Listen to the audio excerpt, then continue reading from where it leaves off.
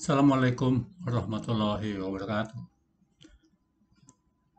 Teman-teman setanah air, kasus Yana Supriyatna yang sangat heboh dan viral, bisa dikatakan setanah air, kini memasuki babak baru. Yana sudah ditetapkan sebagai tersangka pidana. Dia dijerat dengan pasal 14.2 ayat 2 Undang-Undang Nomor 1 Tahun 46 mengenai peraturan pidana. Yana memang seperti sebuah babak drama 3 babak. Pertama, dia menghilang setelah mengirim voice note pada istrinya. Kemudian dia dicari oleh banyak orang, oleh polisi, oleh tim SAR, termasuk para dukun dan orang-orang yang ingin mencari konten kreator. Namun kemudian, beberapa hari kemudian, Yana ditemukan berada di Cirebon oleh polisi dan dalam kondisi selamat.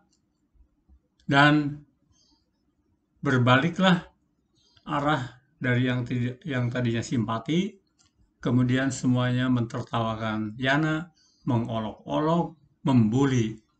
Seakan-akan Yana inilah yang mendesain, menskenario kegaduhan. Nah, teman-teman, apakah Yana memang bisa dipidana?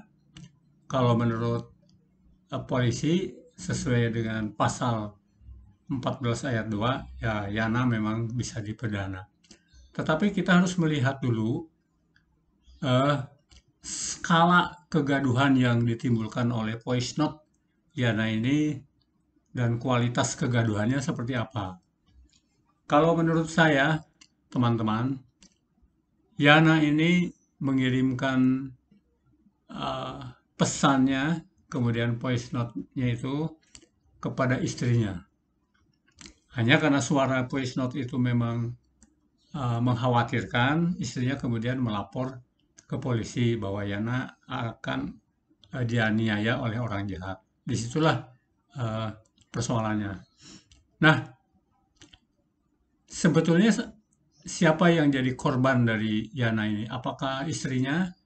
Apakah polisinya? Apakah tim SAR? Apakah para dukun? Atau masyarakat luas yang berbondong-bondong ingin menyelamatkan? Nah, saya kira kita harus bijak dalam melihat kasus Yana ini. Jangan sampai Yana ini rugi 2 kali. Dia punya masalah, awalnya punya masalah, kemudian sekarang kerugian kedua adalah dia diproses hukum. Kemudian istrinya malah kalau Yana dijadikan tersangka, dia menjadi 3 kali kerugian. Pertama, dia dibohongi oleh suaminya, kemudian istrinya ini sudah merasa malu karena dia melapor kepada polisi dan ternyata Yana dalam kondisi selamat dan dia merasa menanggung rasa malu. Kemudian kerugian ketiga adalah suaminya diproses hukum. Nah, jalan yang paling elegan menurut saya, Yana ini mungkin tidak diteruskan dalam proses hukum, tetapi dicari jalan di dalam sistem hukum pidana ada yang disebut dengan restoratif justice, yaitu jalan musyawarah. Ini pakar-pakar hukum luar negeri dan Indonesia juga sudah mengenalkan sistem restoratif justice. Di Indonesia juga sudah diterapkan. Bahkan Kapolri yang baru, Pak Jenderal Listio Sigit ini mengharapkan para polisi, para penyidik untuk mengedepankan restoratif justice bagi tindak pidana yang dianggap unsur kejahatannya itu ringan. Nah, dalam restoratif justice ini harus dilihat, harus menekankan pada kepentingan pelaku dan korban. Jadi kita lihat dulu siapa pelakunya, dalam hal ini Yana. Kemudian siapa korbannya. Kalau menurut saya korbannya itu adalah istrinya. Jadi bukan polisi, bukan tim SAR, dan bukan masyarakat yang ingin menyelamatkan Yana. Mereka itu tidak termasuk korban. Mereka itu sudah sesuai dengan SOP, sesuai dengan standar penyelamatan orang yang hilang, kemudian mencari. Nah, perkara kemudian mereka menemukan Yana selamat, mereka sih sebetulnya tidak termasuk kategori tertipu, tim SAR, polisi, dan masyarakat ini. Yang tertipu itu adalah istrinya.